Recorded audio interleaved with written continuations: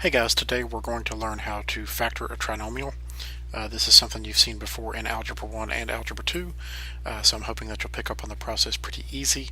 And then I have some problems for you to practice in a file in Canvas that you can download. So let's look at some examples.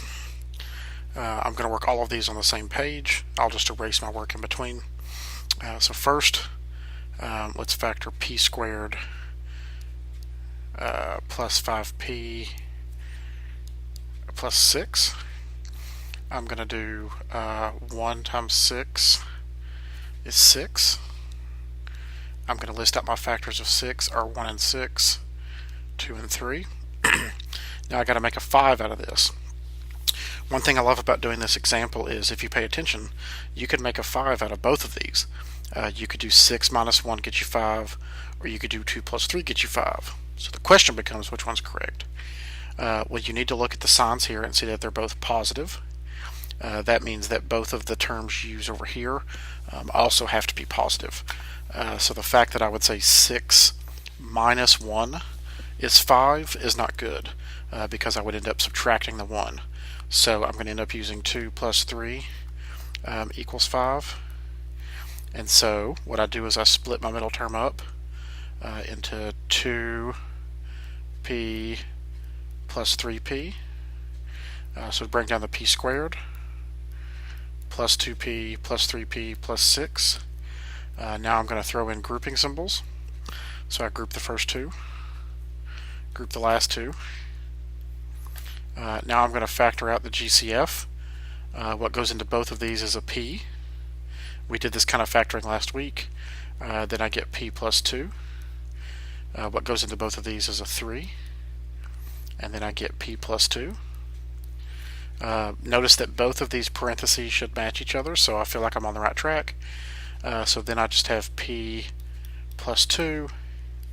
Now if I take out these p plus 2's,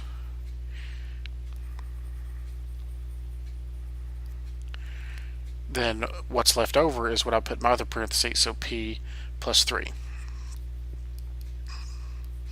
So that is how you take p squared plus 5p plus 6 and factor it down to p plus 2 times p plus 3. So that's the first way to factor, or the first example. Next, I'm going to work h squared minus 10h plus 9. So h squared minus 10h plus 9. I'm going to do 1 times 9 is 9. Factors of 9 are 1 and 9, 3 and 3. And I need to make a negative 10. So I'm going to do negative 1 minus 9 equals negative 10. So this becomes h squared minus 1h minus 9h plus 9. Throw in my grouping symbols. Group there, group there. The first thing that goes, or the thing that goes into both of the first terms is an h. So I end up with h times h minus 1. What goes into both of these, I'm going to take out a negative 9 because I would like my signs to swap. So I pull out a negative 9 and I get h minus 1. Then I just have h minus 1 times h minus 9. And there's my answer. So that's how you factor the second one. So I'll erase this work.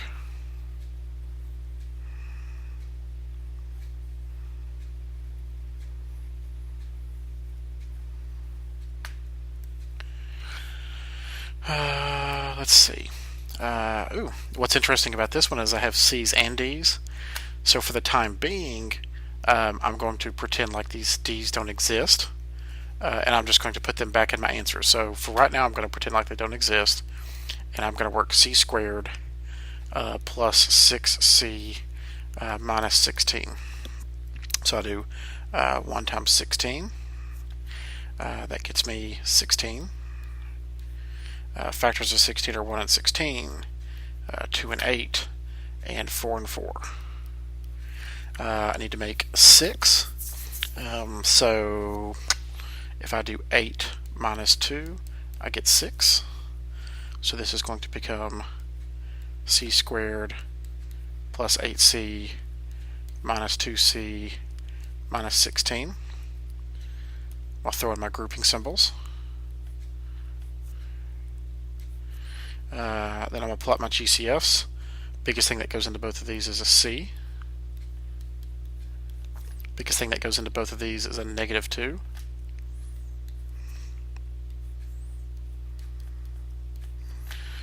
So then I have c plus 8 times c minus 2. And if it wasn't for these d's up here, I'd be done. But now I need to explain what happens with these d's.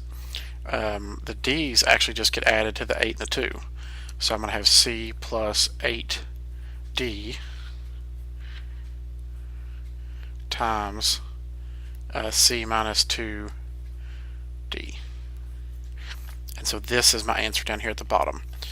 Just ignore the second letter until the very end, throw it back in. So that is the third example. Now the fourth example.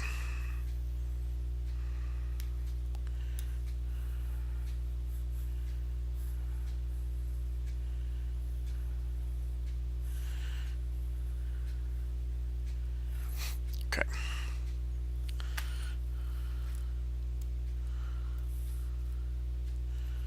R squared minus 13r plus 30.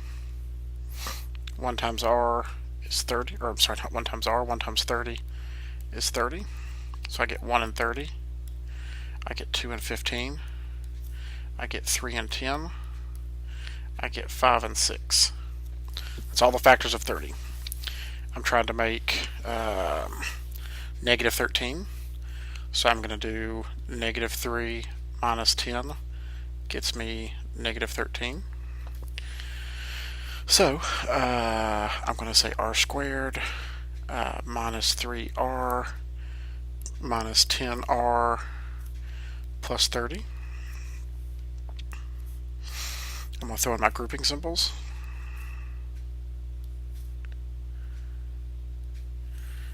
Pull out my GCFs.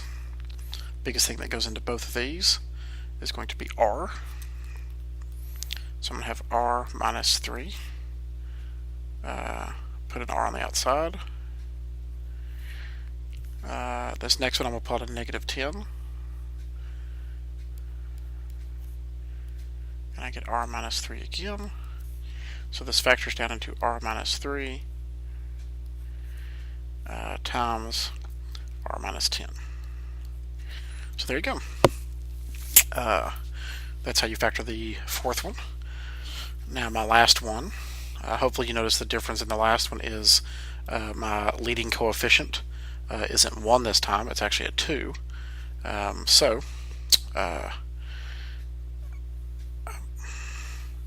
Sorry, I'm experiencing a little bit of lag.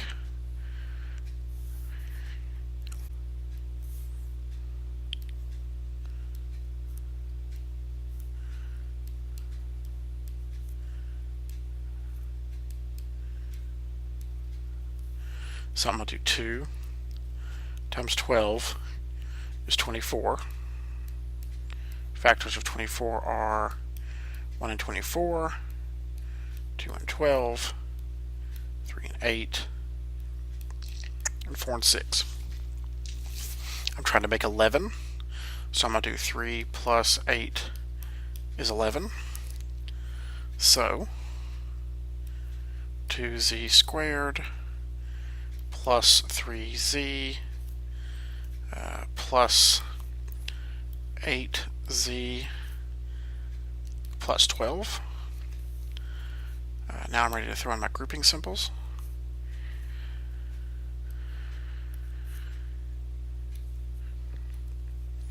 Factor out, the first one will factor out a z. So I get 2z plus 3. And then here I'm going to factor out a 4. And I get 2z plus 3.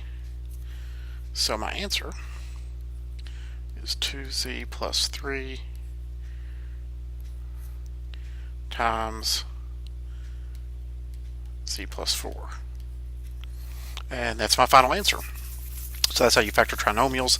I know most of you guys were good with this because I tutored you last year, so I didn't necessarily go terribly slow. You're more than welcome to pause, rewind, watch again.